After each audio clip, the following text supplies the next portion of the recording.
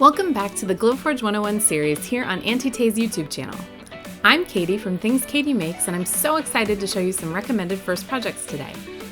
We'll talk about why each of these is a great way to start your Glowforge journey, including what it will teach you about using your Glowforge. Since you completed the Gift of Good Measure from the Glowforge catalog in a previous video, you're ready to move on to projects of your choosing. The next project I recommend you complete is the No Math Ruler. This project is great for 3 reasons. First, it has similar steps to the Gift of Good Measure, but now you will play around with your settings. Second, you can use this project in later projects you'll complete. Third, with this project you'll load your own file, rather than taking one from the catalog, which you'll want to practice doing. The point of the No Math Ruler is to give you a quick guide on how high to place items that are not sitting on your crumb tray when you want to score and engrave them. This is one of the most useful things I found in the Glowforge forums, and we wanted to give our version an anti-tay twist. Before you head to the Glowforge interface, let's place your material in the laser bed.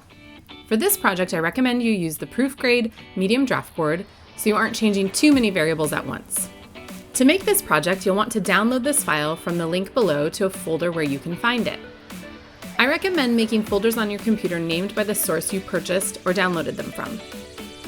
Over time using your Glowforge, you'll likely have files from many sources, so you'll want to keep track of where they came from for licensing purposes, as well as knowing how to access them again if you want to share the source with a friend, or if you have questions. Once you've downloaded this file, you're ready to get started. Turn your machine on and head to app.glowforge.com on your browser. From here, you'll want to select Create New on the top left side of your browser, and you'll see the option to create from a file. You'll select this, find your file, and click to start the upload. You'll see the browser telling you what is happening during the upload. It will note that it's separating the file into steps. If you have a complex file, the app will tell you that it is taking a bit of time to upload. Once it is uploaded, you will see the image of your laser bed and your design in it. If you've chosen a proof grade material, you'll see the image with colors defined for the operations it expects to perform. If you had not chosen a proof grade material, you'll see your design outlined in dashes. This will change after you choose a material in the top left of the browser. For this project, you have a cut around the entire shape and inside the scissors handles, a score to define the scissor outline, and an engraved area to show us where you want to place your material in the bed. The order you want to perform these steps is engrave, score, cut. If you have a design that the steps are not in the order you want, you can simply drag them into the proper order. Now, take a look at your settings. Let's start with your engraving, as this is likely where you will do the most adjusting to get a desired result. Engravings are achieved by the laser moving in long strokes over the area you are engraving. Depending on your file format, you will have different options available for engraving. Since you have uploaded this file as an SVG, it treats the area that has the fill as one large engraving area. I know that this file is just intended for you to know where to place your material, so you don't need a deep, dark engraving. The options that you will manipulate are speed, power, and lines per inch. To decrease the time your project is going to take, the most impactful setting is lines per inch. The more lines per inch, the smoother your surface, as the lines will be very close to each other. The fewer, the more ridges you may see. For a simple shape, I usually start at about 175 lines per inch. But remember, test your materials to see what you like. You can also reduce the power for this setting, which is the intensity of the laser beam on the material, as again, you're not looking for a very dark engraving. Let's reduce that to 50. For your score, the default is an SD score, or standard definition, which given the size of this image to be scored is more than sufficient. If you are looking to mimic an engraving, you may want to use an HD score, and if you are scoring to use as a background shape, you might use draft. For your cut, since you're using a proof grade material, you know you're all set. I encourage you to look at the settings though, as it will help familiarize you with what might work for your non-proof grade materials. Now that you've adjusted your settings, you can move the project to where you want it on your material and choose Set Focus. I recommend placing your focus cursor in the middle of your project, as it will help ensure your laser focuses in exactly the right place. This is especially helpful if there is some variation in the thickness of your material, which there likely will be in non-proof grade materials. Once your focus is complete, hit the Ready button and you'll see how long your project will take. If you want to play around with your engraving and scoring settings and see how they impact the time, you can dismiss, change your settings, and recalculate the time. Once you're happy, hit the magic button on your Glowforge and get cutting. The next project I recommend is a simple keychain made from clear or mirror acrylic. You can find the link to the file you'll be using in the description below. The reason I suggest this cut is to use the mirroring function and engrave on the reverse side of your material.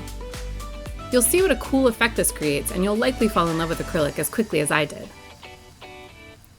To start with this project, load your material into your Glowforge with the side you want to see face down on the crumb tray.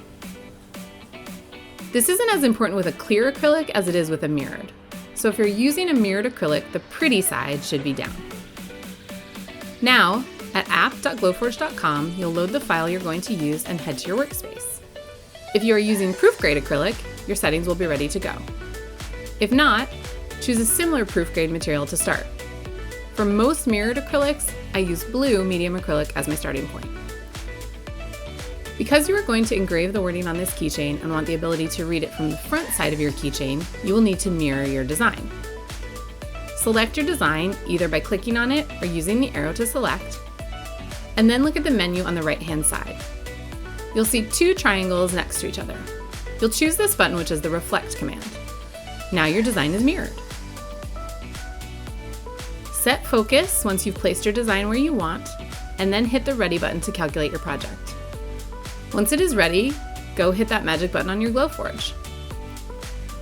Wait for the project to complete and then go check out your handiwork. When you remove the acrylic, you'll want to clean out the engraving. I use a stiff bristled paintbrush. Then flip it over and you'll see the word you engraved showing through, but you won't feel the different depth in the surfaces. This is useful for so many applications, from signs to cake toppers to earrings. The possibilities are endless. For your last starter project, you'll make a welcome sign using 3 different materials, and with score markings to show you where to place the letters you're cutting out. This is a very handy trick to use if you're making any layer designs where you are not using a script font and your letters or components come in separate pieces. Not much is different here than your first projects, just how you think about the settings on your scored item and how to manage your design within the workspace. You can grab the file you'll be using today in the link below. Let's place your backing material in the Glowforge first. Many file designers structure their files differently, but for your example, you're using what I see most commonly: all items placed on the same sheet. First, you'll bring your design into the workspace after adding it to your library. Since we placed your backing material in, which is the wood in this case, we'll start there. Since you don't want to cut all your design out of the same material, but your cuts are grouped together, what do? This is a feature I really enjoy in the Glowforge for managing workflow. You can simply slide the pieces that you don't want to cut off of the visible workspace of your material. When you perform this action, you can see that the lines change from solid to dashed. This means that this part of the artwork will be ignored. I find this to be the easiest way to manage all the pieces of a design and make sure they cut properly. In this file, you'll want to move the welcome letters as well as the florals on the left-hand side of the board. Now, you know you want the backer to show us where to place your wording, since you are not using a script font and each letter will cut separately. There are a couple of ways you could manage this. You can use scoring on the back of your piece, or you can cut a template for placing the letters. This is really a personal preference, or you may choose different techniques for each project you complete. The design of this file has score lines that are slightly smaller than the designs that you will be attaching, so they will be hidden under your lettering. If you look at the SVG, these are in blue and green on the round backer design. When you bring these into your Glowforge workspace, they will be the first 2 steps. Change the action on these first 2 steps to score.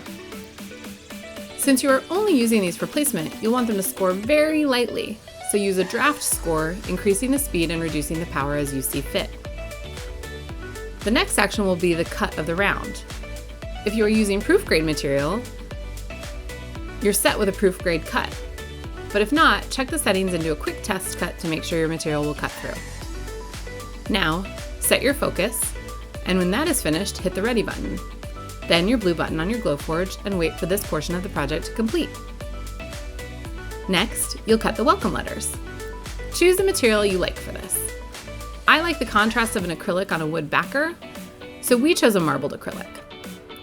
After you place this material in your machine, you will see the new image of the screen with your backer still in place. Since you know you've completed that cut, you can delete those portions of the design or slide them off to the side.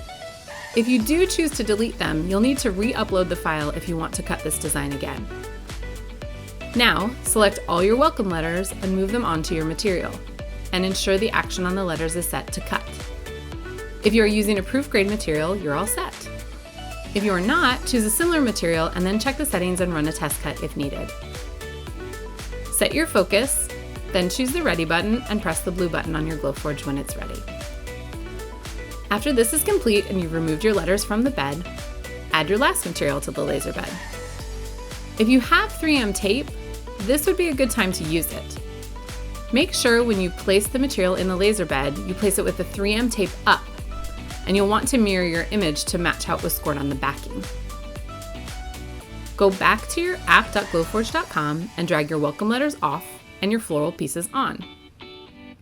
If you were making this on a material you had used already, you can move around the pieces and parts to use up space on your material. In this case, we used a brand new sheet, so we cut it all together. One other little tip, if you don't want to score your backing, and you aren't planning to use a template, you can try using transfer tape to grab all the pieces together and use that for placement. Now, same as before, if you're using proof grade material, you're all set. If not, you'll need to choose your cut settings for your material. Once you're finished, go ahead and set your focus, click your print button, and go hit your Glowforge blue button. Your last pieces will be complete. Now, you just need to assemble all your pieces. You can see this here, using a template to place the welcome letters or using the scored portions of the design. Either one will work, so this really is a personal design preference. And you're done. You have a beautiful, ready-to-display welcome sign. All you need to do is add any florals or bows you want, something to hang it with, and you're good to go. I hope you enjoyed these first projects and can't wait to see what you create. Happy forging!